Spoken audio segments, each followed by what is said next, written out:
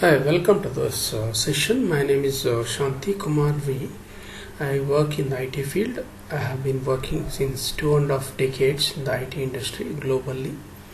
Today's session I would like to explain on how to evaluate the cloud project initiation. And this particular article is published already in this blog site. You can go there and read also. And through this video I would like to cover the same content, and also you can see my contact details from that website. At the same time you can also see my other IT related blogs on this site. Now let us move forward. So in this article I elaborated on how to initiate a cloud transformation from vendor selection to skills augmentation. Let us say you have different applications, you want to convert them into cloud. There can be internally developed applications, or externally somebody is coming and installing it on a contract basis for yearly contract or warranty period.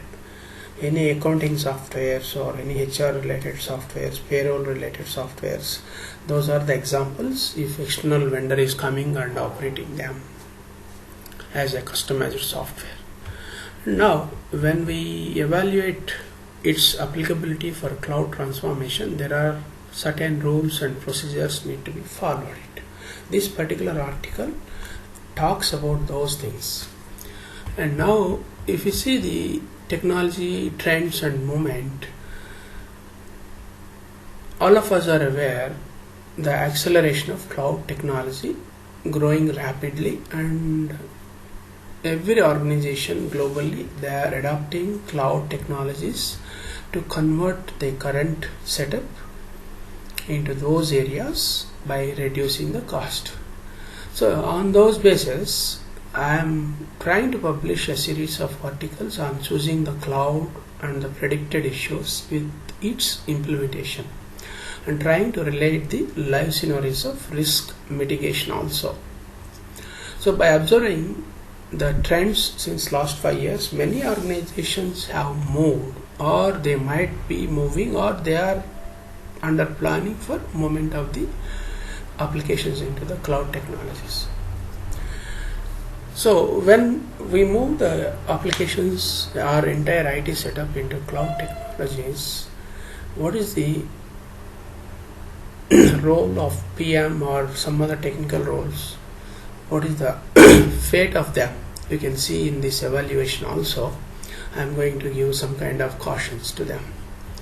And if we come to this implementation part, or thinking of the implementation or initiating of the implementation of cloud, there are certain questions might arise in our mindset. So the few questions are listed here, and these are the how the IT organizations have their current setup, how can they move to cloud, what are the constraints they might have, how to overcome of them. And to identify and assess the answers, we might need to think of a typical live scenario in any IT organization. The following. Let us say one organization has got multiple set of applications, and it is a business organization. You think any kind of financial institution or telecom company or insurance company, any kind of business domain you take it, it will have internally IT organization, and also they have IT department. Those department people will be supporting the IT for the company's business applications. Now let us assume a typical IT organization setup as given. There is a chart. If you go to the chart, it has got all these things. So it has got applications in open systems, and it has got applications from mainframes with service oriented architecture setup, and their current statuses are given in the left hand side, and right hand side is the business proposal also. So let us say this particular company has got all these applications. Now let us go back and see the questions and what we are trying to explain in this. So this particular typical organization has their business sponsors, and they have proposed to cut the IT budgets by transforming the current architecture into a cloud setup. And ultimately it can save 60 to 80% of their current IT budget spending, and year by year it can demonstrate further savings. That is the objective of a business proposal given by the business sponsors, to cut the IT budget by moving all the IT infrastructure into the cloud architecture. So now let us see what is the live scenario they have. If you see the current status, all the business critical applications are within the organization to support their business on priority, and few of them are low prioritized applications with the service providers, and they are with mixed technologies. There can be .NET, there can be Java, there can be non-mainframe applications also, and a couple of vendor resources working apart from the regular employees of the company. Hybrid skilled and experienced professionals are working on these applications years together. Let us say if they have grown the applications from the last 5 years, obviously the resources might be there since 5 years, either contractors or regular employees. So a lot of internal processes has been adopted, and they have expertise in those areas timely. Let us say you have SDLC, you have QA lifecycle, and you have a business process also. So for all those areas, there are different process steps need to be followed. There are different methods or techniques need to be followed under methodologies or schemes. So those all are timely grown in the organization along with these resources work. So now business is well established or stabilized in the IT with those setup years together. The users are well aware of the IT systems and the related processes also. Obviously years together, if any IT organization is grown in any company, this is the kind of environment we can expect it. So now let us come to the right side, the business proposal for IT transformation. What is given by the sponsors. Now, often knowing the cloud occupation in the global IT trends, the business sponsors came to know the figures on their yearly spending IT budget, and a thought arisen to move to cloud.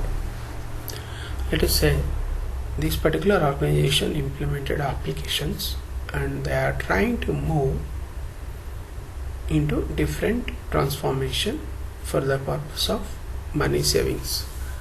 Now business sponsors studied those things, and they have given a proposal. In that proposal, a proposal and a business case have been presented to the IT organization with their company to look into it and demonstrate their cost savings on IT budget, where the business showed the figures of 60 to 80% savings in the first year, and their savings acceleration year by year. The IT department really got astonished on their business sponsors' analysis and putting a bolt on their current IT plans execution. This is a very surprising thing when business users are giving such kind of proposals. Obviously the technology people will get astonished with their awareness and involvement on those things. So it is obviously for them to think of on their spending in view of infrastructure purchase or maintenance, software purchases or upgrades, current resources costing. And now if you see the architecture wise, they have these applications, open systems technologies and mainframe applications from mainframes with SOA setup, and applications from service providers. As I discussed with you, there are a couple of applications where the external vendors source them for the business users usage, like payroll, HR, even asset management systems also. They are available on rent basis, where they come and install the clients, and the data will be saved somewhere in their servers or in the company servers, and they can be viewed by the employees. So these are the setup of the applications in a typical IT architecture area. Now let us move forward. When you are going to apply this kind of conversion, planning or initiation, the first step is we need to think of who are all the companies can help or support towards this conversion journey. The conversion journey is converting all these setups into our current architecture into the cloud technology architecture. So now let us see how this vendor evaluation happens. Now let us think on the procedures on transforming to the cloud. The following questions might come into our mind by taking different stages of the planning, the transformation into cloud.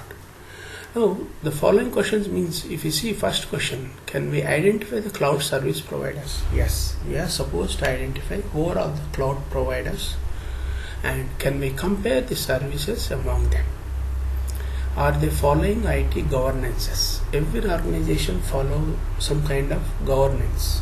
If it is IT organization, they have IT governances like COBIT, TOGAF, architecture governance purpose, and COBIT is for IT governance purposes. Those are the standards every organization follows as a thumb rule. And fourth question is, are they following ITL process? Obviously any IT organization has to adopt ITL processes for business benefits purposes. How can they re-architect our application setup? Let us say if you are moving to a cloud architecture, you have a .NET application, you have a Java application, you have Perl, PHP, Python, such kind of scripting languages also, and ultimately you are supposed to connect to the mainframe applications using the SOA architecture, and at the same time some of the internal applications data need to be ported to the company processes like HR and payroll also. So all these interfaces are connected in the current setup, and we are going to move them into cloud architecture. When we move to cloud architecture, is there any need to re-architect the application setup? Yes, obviously that question is required. Now let us move to sixth number 6. Do they follow any standard methodologies? As I have been mentioned, like IT governance, IT processes, and some other standards, these need to be identified. What are the methodologies they follow? Do they have the competent resources? Let us say when they offer these kind of cloud services, they need to have competent resources. One is maybe certified in cloud technologies or cloud essentials or cloud certified professionals, and another thing is they should have applications architecture experiences or enterprise architecture experiences, or at least they might have worked on different technologies since years together, and such kind of people only can come and evaluate the current architecture. Such kind of people are required from the provider. So now number 8 question, if you see, are those resources flexible? In every IT services organization there will be a flexible resources where they commit to the client and they work as per the commitments made. These commitments are already in the SLAs, service level agreements. Now let us move to question number 9. Do they have 24/7 customer service? When you move your applications, those all are going to be helpful to the business users globally with 24/7 customer support. Such kind of options should be available with the cloud provider. Number 10, do they have IT security in practice? Obviously, when we are moving our applications, entire database and applications all will be staying in their servers, and we need to have protection for that assets. So in that aspects, IT security practice is required. And 11, is the service data safe with them? Let us say, as we have discussed about the security, then we need to see safety also. They should not go and update on their own the data without our permission or without the customer permission. Such kind of safety need to be assured it. What happens if the cloud company business going down? Let us say if you see in 1999 during Y2K, there are a lot of technology trends happened in 99, 2000 and 2001. During those days, a lot of .com companies came up within 6 months to 12 months or 1.5 years, and immediately within next 6 months they got disappeared. So such kind of situations might come for cloud technologies also. So for a security purpose, for safety purpose of the customer, one need to think during evaluation of the vendor, do they have business growth and what is their background also. Let us say if you see current large IT companies, they are setting up the cloud setup in their companies itself. As earlier they used to offer offshore development centers, now they are offering the cloud setups also. So if they are doing that kind of businesses, yes, they are all well established in the industry and they will not close down their business obviously. So you need to see what kind of vendor he is. Such kind of evaluation need to be taken place. And number 13 question is, do they have any business contingencies, like if they close down a part of your data center require etc. to reset up. Let us say there can be two ways. One is the business can go down, or another thing is there can be acquisitions, like this company can be sold to another company in future, that comes under acquisitions. When you get such kind of situations, what happens to your asset? The asset is nothing but your business data. So if you lose your business data, entire business will be collapsed. You will be out of the market from the business. So to make sure that kind of risk mitigations, this question is very important to answer it. From all the above questions consolidation, we can bring up the below chart with the estimated percentage of evaluation parameters. We have seen multiple ways. Let us see how it works in the graph or chart kind of thing. This is where we have got. So when you identify provider, the percentage can be 20%, and when you compare their services, it can be 20%, and when you compare their capabilities, it can be 20%, but more percentage should be given for our data security and continuity of the business. So that is around 40%. These are the rough figures. I have made it by counting all those questions, so it is not a thumb rule also. And let us move to cloud proposal evaluation stage. Once we have completed the above analysis, that is evaluating the vendors and selection process of different vendors, we might invite a proposal on migrating the current setup into cloud based from all of them. So obviously when we invite the proposals from different vendors, there is a bidding process happens. When the bidding process is completed, then we need to follow some kind of evaluation procedure also. So these are the questions come into picture. Can we identify the gaps in technologies with cloud and without cloud? So let us say if you do not have the cloud, what happens? If you have the cloud, what happens? All these questions will come into picture. And what is the additional infrastructure required while moving to cloud?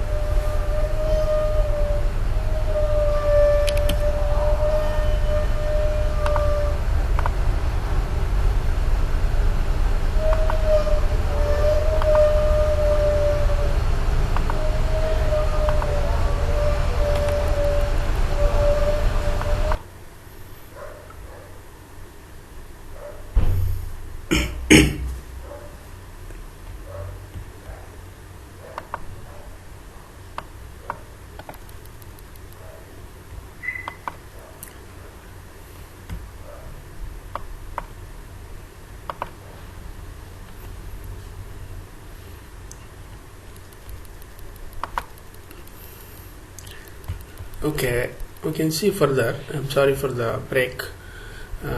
Then when we see the questions, The ratio of current resources and the cloud services provider resources usage. Let us say I have a number of resources internally, and there are resources from cloud provider also. How you can utilize them? So what are the extra costs are going to be involved by managing all these resources? Are there any trainings required? Again, what is the cost on all of the above? Did you identify the strong and weak resource in your current set of resources? There are a couple of questions need to be prepared, depends on your current technical infrastructure and vendor skill sets also. Let us say you have internal resources and they have cloud skill based resources, but you have application experienced resources. Both need to be combined together, and depends on the activities you need to map them. So now let us say business continuity, and you need to see on the business continuity part. Please note the cloud transformation is a major project. Obviously it is a major project for you because the entire infrastructure you are converting into cloud setup. Hence your current business continuity need to be there with the current applications. When the cloud environments and the applications are certified with your business sponsors, then only you can plan to use this setup. You also need to add 20 to 30% additional time to the vendor's proposal duration of your infrastructure transformation, and also to the go live stage schedule. You need to keep updating your stakeholders on these areas. Now let us analyze this part. You are having cloud setup plan. You are also supposed to run the regular business with the existing architecture. So you need to keep that live running when you are converting into cloud. Converting into cloud is a separate project, and running the business with the current applications is a separate project. So this conversion project should be kept aside along with the business running applications. There will be regular releases for the business requirements that will go on continuing that. But parallelly you will be converting the cloud applications into your cloud technology, and you will be rolling over them. Once the business users certify those using the user acceptance tests, such kind of processes, you can make it into go live. Till that time you are supposed to manage the existing resources and also the existing business applications maintenance. That is the objective of giving this paragraph. Once the cloud vendor selection process is completed and selected within the budget, and by following with IT security standards, we might need to consider the resources skills augmentation to cloud transformation. So when you are certified go live, you are supposed to see the security standards also, and you need to see skills augmentation, how you can do it. Like when you are transferring itself these applications into cloud, that time itself your current resources support is required to evaluate the setup, to evaluate the application enterprise architecture, where you are re-architecting them with reference to the cloud technologies. In such situations, the existing resources need is very much required. We are not supposed to take them out immediately, and we should utilize them till the transfer happens and go live is certified it. So now let us see what we are supposed to do with the resources skills augmentation. Many vendors, they come to us and say a lot of things to get the business. Let us take the example. Please note, many vendors say it is very easy to adopt into cloud and there is no special training required. Obviously they want to get into our shoes. They are supposed to say to get the business also. But in reality, if you see, for instance, I would like to pose the following questions. Do you have the cloud architecture implementation knowledge? First of all, internally you need to assess it while talking to them itself. Do your resources can tackle the cloud environmental issues well and understand them during transformation? Do the vendor aware of the applications protocols used by you? Does the vendor know your SOA internals? Do they know your database and their security privileges processes. Can your resources convince your business users on the P1, P2, P3, P4 issues with the cloud setup? Let us say if they are connecting the live applications and there are P1, P2, P3, P4 issues also, how they are going to be categorized, how they will come to know about these processes also, like incident management and help desk support, service operations, such kind of things. So obviously the cloud vendor knows how to set up the cloud architecture. They don't need to know the applications processes and business processes of any organization. For that, we should utilize our existing resources, experienced resources, to make sure they are transforming smoothly for the success of the business. With all the above, the skills augmentation is required for your resources and also to the vendor resources. It helps both of you to be successful implementation of cloud transformation project. At the same time, both of your resources collaboration is also very much required to make it success for your stakeholders. So when you are transferring the applications into cloud, it should be a collaboration work from the vendor perspective, from your company perspective. So both should work collaboratively to make a successful project. So both team efforts are required. And what are the resource skills augmentation stage we need to do? When we plan for skills augmentation, the following questions might come into picture. With reference to the gap analysis result, you know the following. Let us say what is the application-wise resources skills inventory, you know that, and how many of them are strong in assessing applications business risks, how many of them are flexible in adapting timely changes, how many of them are contractors, how do we have each resource-wise cost. These are the common calculations or financial figures for any IT organization. It is required. Do you have the overall application-wise resource cost? Do the business proposed case contain the application's cost during cloud operation? Did the business sponsor include the resources training cost? What kind of trainings plan is required for the resources? Do you need to train the cloud vendor resources on your application setup and usage? Did you plan for a staging environment from cloud vendor during training? There can be a couple of questions you might need to include, depends on your internal and cloud vendor operations.